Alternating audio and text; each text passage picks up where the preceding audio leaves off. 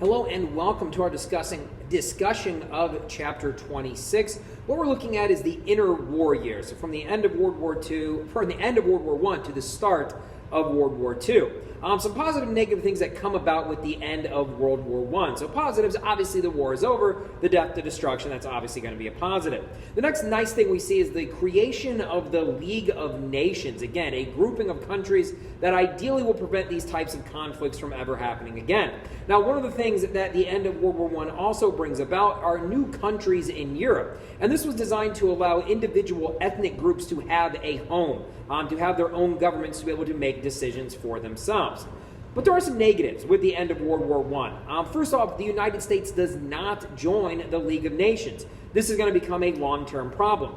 The second issue we have with the League of Nations is that the only way that they can prevent countries from doing anything is with economic sanctions.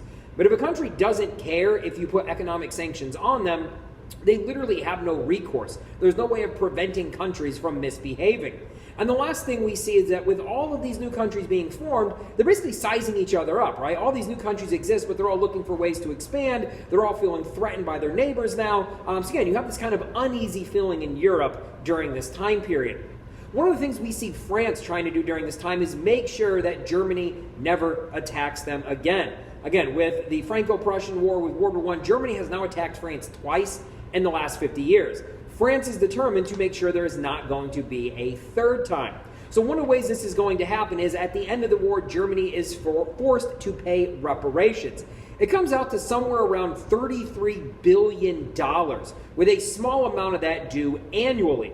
So Germany makes the first year payment somewhere around $2.5 billion. But by the next year, the German economy is tanked. They don't have the money. They simply can't pay. So France decides to physically invade Germany. If you can't pay the money, we're going to take the money. So they take over German industry under the idea that we're going to sell these products until we accumulate enough money that your reparations payment is considered valid for the year, which obviously just further hurts the German economy and isn't really a benefit to either country in the long run. Now, one of the ways Germany is trying to combat this is by simply printing more money, right? If you owe France $1 billion, you just print up $1 billion and give it to them. But it doesn't exactly work like that, because what we get is inflation, and in this case, what we would call hyperinflation. So to give you an idea, 1914, $1 US would get you 4.2 German marks. So again, just the exchange rate. By 1923, $1 US will get you 4.2 trillion German marks. So if you had an American dollar in your pocket, you were a trillionaire in German money.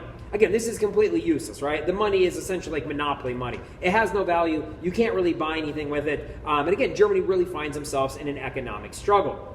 At this point in time, Germany tries to renegotiate. Like, hey, we're not saying it wasn't our fault starting World War I, but we really don't have the ability to pay these reparations, right? If you would like any money from us, we need to come up with a better solution. And that's where something called the Dawes Plan comes into play. It lowered the annual payments. There's a reinvestment in German industry. Again, if Germany's able to have a solid economy, they're going to be able to make their payments. So again, starting factories in Germany, all those different kinds of things. France and Germany also kind of officially draw the borders between their countries, and they also pass something in this treaty banning war forever. So again, yay for Europe, there's not going to be any more wars. But we know that's not true. All right. By 1923, though, we have a depression, right? It really starts here in America with the crash of the U.S. stock market, but then it becomes a worldwide depression. So again, stock market crashes. The second reason why we see this depression happening in 1929 is agricultural prices. Again, farmers around the world are mass producing products because Europe, during World War I, can't produce their food. Right? Their soldiers or their farmers are all fighting as soldiers. The fields are being torn up by trenches. There's literally no way to make food there. So all of these other countries are mass producing food. But now the war is over. So Europe can produce their own food. So now you have way too much food. And again, you kind of think about supply and demand. If there's too much of a product, the price for that product goes down. So again, you have farmers in America mass producing corn and wheat and all these different things, but nobody's buying it. So again, they spent all that money, or they took out loans in order to purchase all of that seed, all that farm equipment. Now they can't sell the product. Now they can't pay the loan back. Now they can't make the mortgage payment. Farms going. So again, it becomes kind of a domino effect. All right, here in the U.S., we see a 50% decline in production during what we term the Great Depression. 1932, we see the election of Roosevelt. He's going to implement things like the New Deal. It does get America at least going on the right path, although really the only thing that helps the Great Depression is the start of World War II. So looking around the world, what else is going on in the 1920s and 30s? We have the colonial empires, right? So again, we talked about that new age of imperialism. Many of these European countries still have colonies around the world. So we'll start in the Middle East. These are countries that are newly formed, right? And they expected to maybe have a certain level of independence. But what they find is that they just shifted from being controlled by the Ottoman Empire to being controlled by the British or the French Empire. So again, we see these mandates and things of that nature. So again, not a lot of freedom. Over in India, we see the emergence of Gandhi, who again is a leader of this nonviolent protest. And again, it's not even really throwing the British out of power. It's just getting the people of India to be treated better, to improve living conditions. By 1935, India had gained a level of self-governance. So again, there's still a colony of Great Britain. Great Britain still controls maybe kind of the international aspect, but there is at least an Indian government in place by 1935. Over in Africa, we see many nations hoping, maybe expecting to get some level of freedom. Again, many African nations sent soldiers to fight in World War I. On the British side, on the French side specifically, they said, hey, we were willing to sacrifice ourselves for your country. Maybe you could do something in return for us. Give us a little more freedom, a little autonomy. That's clearly not going to be the case. And again, many African countries are very disappointed with the way they're treated after the war.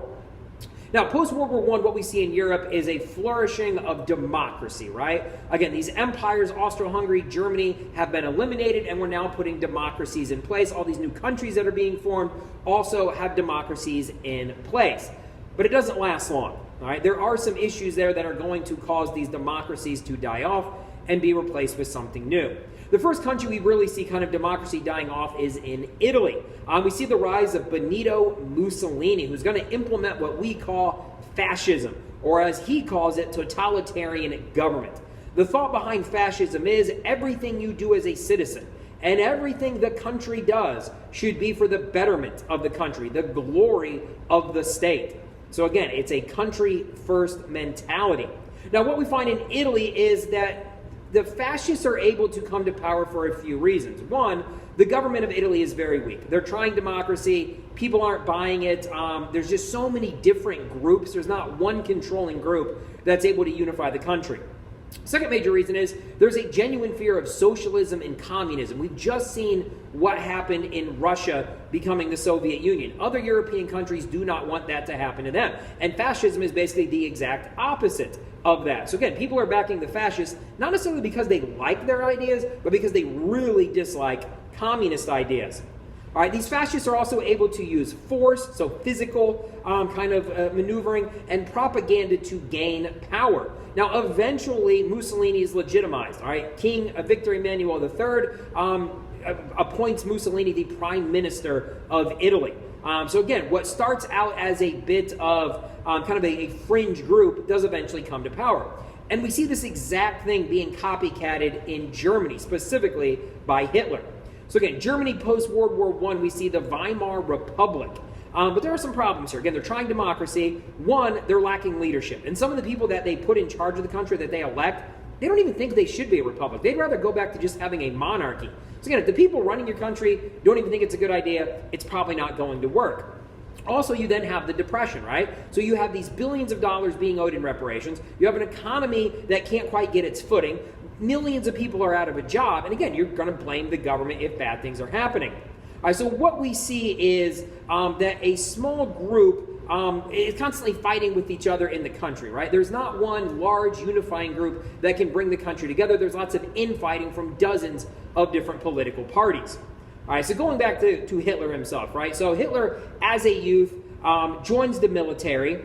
All right, after his service in World War I, he goes back to Munich, Germany, and gets involved in politics there. Now, he joins this political party and kind of weasels his way into the leadership position, at which point he renames the party the Nazi Party. So again, whenever we talk about Nazis and stuff, it's literally just a political party at this point in time.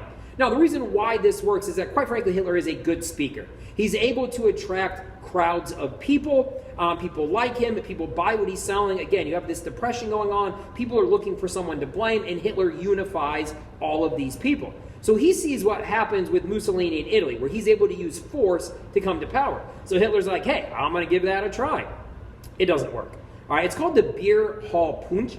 And essentially, it happens in Munich. Him and his little group of thugs try to take power. They're put down by the government, and Hitler is thrown in jail. Now, he doesn't serve his entire sentence, but while he's in jail, he writes a book called Mein Kampf, which is translatable to My Struggle.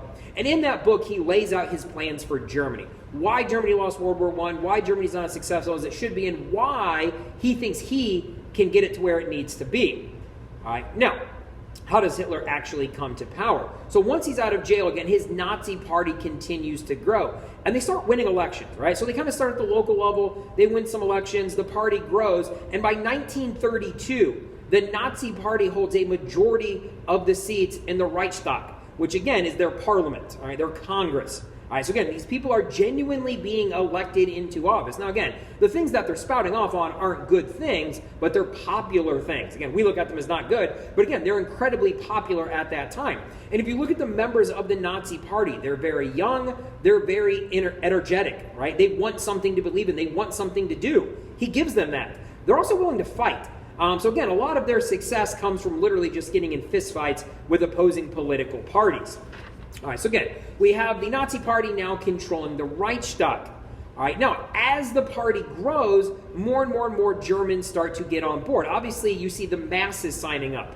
All right, so now people that also want to appeal to the masses, the industrialists, the large landowners, and the military leadership start to get on board and start to consider themselves Nazis. Because again, being a Nazi is a popular thing in Germany at this point in time.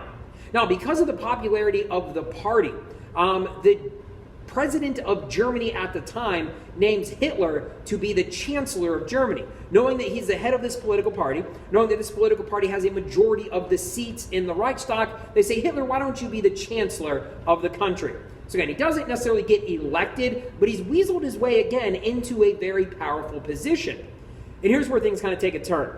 At this point in time, a fire breaks out in the Reichstag. The building is gutted by fire. All right. The way it's designed to look is that the communists started the fire. That's not the case. In fact, it's probably the Nazis who started the fire themselves, just so they could blame the communists. Now you have this enemy. All right, and with this one single enemy, Hitler is able to gain more power. To say, I need to be able to do X, Y, and Z to make sure these communists don't ruin anything else in Germany. And again, it's kind of like if you give a mouse a cookie, right? Once you give them a little bit of power and a little bit more power and so on and so on. Eventually, the Reichstag, which again is controlled by Nazis, votes to suspend constitutional rights for 4 years. And again, we're superseding those rights by allowing Hitler to decide what can or can't happen. And again, they vote to give them up for 4 years. They're literally not going to give them back anytime soon. All right, so again, oaths at this point in time are being sworn to Hitler, and he basically creates absolute power within his country. So again, what started out as a democracy, what started out as legitimate elections of people in a political party, becomes another totalitarian government as well. Now, the goal of the Nazi party by this point in time is to create a state dominated by the Aryans, which will not only be able to control Europe, but eventually be able to control the world. So how exactly are we rallying all these people to this cause? One is through mass demonstrations, right? Huge parades, huge rallies. Again, it gives people a feeling of unity. It gets them worked up. It makes them feel connected. People want to have those feelings. The Nazi party gives it to them. Also, you are going to see things like propaganda. But specifically, you're going to start to see economic success. Again, if this group is in charge and the economy is doing better and you have a job, again, you give them the credit, right? We sometimes give governments the blame. We give governments the credit. In this particular instance, the government is getting credit for successful things that are going on. Now, there are some underlying reasons why Hitler is able to gain this much power as well. And that is he has his own little private secret police called the SS. Their job is to enforce the laws that are being passed. Their job is to round up anyone that is being a dissenter. So again, it's kind of the right-hand wing or the militaristic wing of the Nazi party. And again, churches, schools, colleges, universities, all of them fall under the control of the Nazi party. They're only allowed to say, print, talk about only what the Nazi party allows. So again, we've completely eliminated dissent within the country. It's at this point in time, as early as 1933, we see the first concentration camps being built. Now, the first concentration camps were actually built to house political dissenters, people that were anti-Nazi. Obviously, those are going to be transformed over time for areas, obviously, to house Jewish prisoners and all those different kinds of things. It's at this point in time when the Nazis come into power that we also begin to see the anti-Semitic laws being passed as well. But again, at this point in time in Germany, it's still Jewish migration. Again, we're way off from World War II. We're way off from the final solution. This is just literally getting the Jews out of Germany as quickly as possible. The other major country in Europe we're seeing that becomes totalitarian during this time is the Soviet Union. Reasons why this happens. One, the country is not completely recovered from the Civil War. Again, at the end of World War II, or at least their end of the involvement in World War II, Soviet Union breaks out, or Russia at that time breaks out into a civil war. The whites versus the reds. Now we know the reds are going to win. But again, this civil war completely destroys the industry. It completely destroys the agriculture of the country. And over 5 million people are going to die, mostly through starvation at this point in time. Now, one of the ways that the economy actually starts to get fixed is by implementing capitalistic ideas, things like private ownership. So again, for this being a communist state, for them preaching communism, one of the things that helps is actually capitalism. We see this going on fairly successfully until 1924, when Lenin dies. So again, he's kind of the founder, kind of running off his ideas, and what we see is that the country is divided, right? You have Trotsky and you have Stalin. And again, everyone is kind of split on who they're backing in this race. By 1929, Stalin has come to power, and he's going to implement a 5-year plan. Again, the goal is to concentrate on one specific aspect of the country during those 5 years and make it as good as you possibly can. It's going to have some mixed results, right? One, you see the industrial output of Russia increase. So in that instance, yes, they are mass producing goods at a level that they should be. Again, they're a large country, they have a huge population. At the same time, the living conditions of those factory workers begins to deteriorate, right? If you're only concentrating on one part of society, the other parts of society are going to get worse. It's also during this time that Stalin creates collective farms. So instead of you owning a farm and producing as much as you can, we're just going to put all the farms together and have the government run them. Again, not exactly a successful program, and as many as 10 million peasants, mostly Ukrainians, are going to die during the 1930s from starvation. Now, additionally, once Stalin gets in power, he wants to unify that power. He doesn't want anyone kind of being anti-Stalin. So again, whether that's the old Bolsheviks, army officials, Communist Party members, intellectuals, anyone that's saying anything that's kind of anti-Stalin or against the programs he's implementing, ends up in a work camp in Siberia. And again, as many as 8 million people are sent to these camps. Most of them do not come home. Again, if you're kind of tallying up mass murderers, you got to kind of put Stalin at the top of that list. Again, huge numbers of people die under his control. Now, the first place in Europe we're going to see actual conflict in the 1930s is going to be in Spain, which breaks into a civil war. And again, there's lots of different factions and things like that, but if you kind of break it down to the two sides, you have the communists versus the fascists. And what we find is that every country in the world kind of backs their side, right? So again, the Soviets are sending supplies to the communists. The Americans and the British are sending supplies to the fascists, which sounds kind of weird because as Americans, we shouldn't like fascism. But it's just simply better than communism in our eyes. So again, this really becomes a proxy war for all the major countries in Europe. Again, Germany's going to be involved. So ironically, us and the Germans are on the same side in this particular conflict, right? Now, what else is going on in the 1920s in the world? Culture is definitely changing. Again, kind of visualizing that roaring 20s, the Jazz Age, and we also have the emergence of what we call mass leisure. One of the reasons why this all comes about is because of the radio. Now, radios had physically existed before the 1920s, but by the 1920s, millions of Americans have them in their home. And radio begins to look like what we would expect to see, right? Music and talk shows and sports, religion, whatever the case may be. So again, millions of people are able to connect via the radio. The next thing that really connects people is motion pictures, right? Full-length motion pictures at the movie theater. That becomes the #1 form of entertainment. That is where people go to kind of watch and immerse themselves in something different or entertainment at that time. We mentioned this idea of mass leisure, right? The idea of sports. Sporting also grows during this time. You have the first World Cup taking place in 1930. You have the famous Olympics in Berlin in 1936. Jesse Owens from America participating in that. You also have art changing a little bit during this time. You have something called Dadaism, which is kind of being an artist but not being an artist, right? It's the idea that life has no purpose, therefore art should have no purpose, right? So again, the idea of creating art that means nothing. So again, very avant-garde, if you will. And then you also have the emergence of surrealism, and kind of getting the inner workings of the brain, the things we dream. It's kind of made famous by Salvador Dali, in his classic work with kind of the melting clocks is one that we always kind of visualize with surrealism at that time. So again, that is our look at the interwar years.